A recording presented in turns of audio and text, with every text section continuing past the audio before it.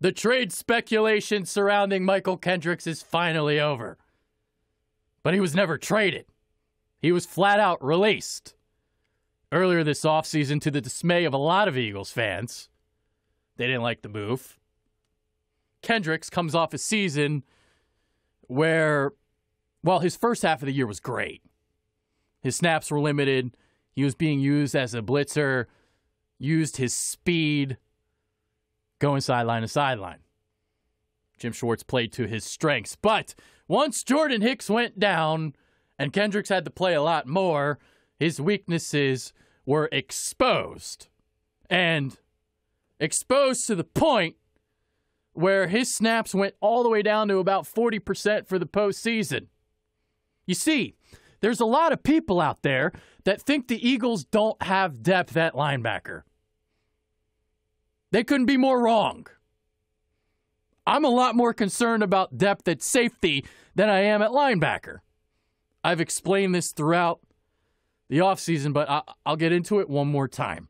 All right, Eagles, they play a base nickel defense. They only need 2 linebackers out on the field at the same time most of the time.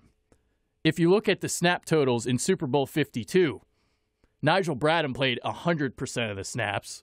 Michael Kendricks was somewhere around 30 to 40%, and Donnell Ellerbe only saw like 1 or 2 snaps. That's how the snaps were divvied up in the Super Bowl. One guy played 100%, your second linebacker played like 30 to 40, and your third guy saw the field like once or twice. That's because Malcolm Jenkins was getting linebacker snaps. That's because Corey Graham was being used as the third safety on the Eagles defense in that Super Bowl. It was Graham playing like 80% of the time. Not Kendricks. So you see where I'm going with this? Eagles like to use that 3 safety look. They like to use that nickel look. They don't necessarily need linebackers on the field all the time. It's kind of like the same philosophy that Andy Reid used to have. Andy Reid, even though he had Jeremiah Trotter, he never really took the linebacker position seriously. And the thing that happened with Kendricks, why people got so upset, well, not only did you have Kendricks released, well, then you had Paul Warlow tear his ACL on the same day. And then people were really freaking out. Like, oh my God, who are they going to bring in? The Eagles don't have any depth. So, there you go. All right, let's get into who's actually on the team right now. Let's get into the depth chart. We obviously know about Jordan Hicks. Hicks, a free agent at the end of the year, comes off an Achilles tear. I think it's going to take him a while to get back to where he was. Achilles tears are not easy to come back from. They're probably the toughest to come back from, tougher even than ACL injuries. They say that Achilles, like Jordan Hicks, he may not be the same until next season. Not this season, next season. So I'm curious to see what we get out of Jordan Hicks. We obviously know Bradham. He was the guy that I wanted the Eagles to re-sign more than anybody in the offseason. He or Patrick Robinson. I preferred Bradham. They got it done. He's back. And the way Jim Schwartz likes to play defense, rush with 4, drop back 7. And that's also another reason why Kendricks never really worked out here in Philly, because he's not a great coverage linebacker. You got to be able to cover if you're a linebacker in Jim Schwartz's scheme. Bradham can cover. In fact, he's one of the best coverage linebackers in the league. And you can also make the argument that Nigel Bradham is the most underrated Eagle right now. I don't know if people understand how good he is. Nigel Bradham is exceptional. I love me some Nigel Bradham. Other guys. 2 I'm going to have my eye on. One is Corey Nelson. If you guys watched my FedQ Focus, I spent basically 20 minutes breaking down Corey Nelson. But I'll give you a little snippet of what that was about. Maybe I'll even include that in the description box below. But Corey Nelson. So you want to talk about pass coverage. So you look 2 years ago when he played for Denver. Only a 5-game sample size, but Pro Football Focus did rate him as the second best coverage linebacker that year in terms of passer rating allowed. And when I watched the tape, it was very impressive. He was going up against the likes of like Dion Lewis coming out of the backfield. And that's where Nelson is at his best.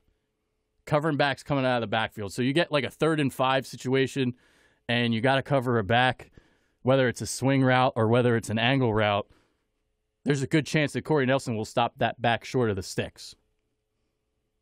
So his coverage is pretty tight. And I did a whole breakdown on that. So you guys can check that out. I don't think he's good against the run, but he was in a 3-4 scheme at Denver. So in a 3-4, if you're an inside linebacker in a 3-4, you got to play downhill. You got to take on blockers.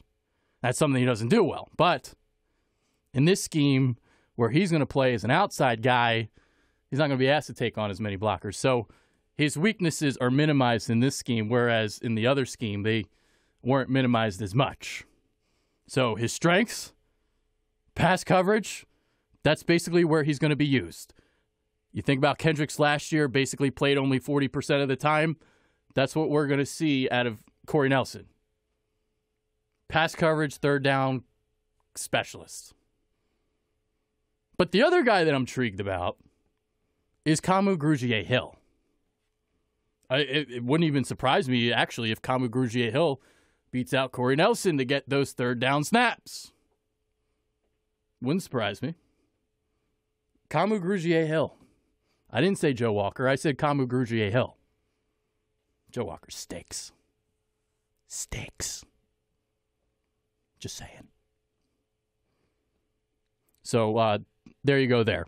Other than that, not really much else to talk to on the agenda. I mean, I basically beat this to death during the offseason, talking about the nickel defense, talking about the linebackers, talking about Corey Nelson, all the guys, Malcolm Jenkins being involved at linebacker. So I covered the linebackers to obsession and also the secondary. But those are pretty much my thoughts on the linebackers. I got nothing else. I mean, what else is there to say? So this one will be a little bit shorter, but that's okay. Those are my thoughts. What are your thoughts? Who makes the team? Is Corey Nelson going to be okay? Did you like Kendricks getting released? Let me know all that information below. I'm Adrian Fedke. I'm out. Take care.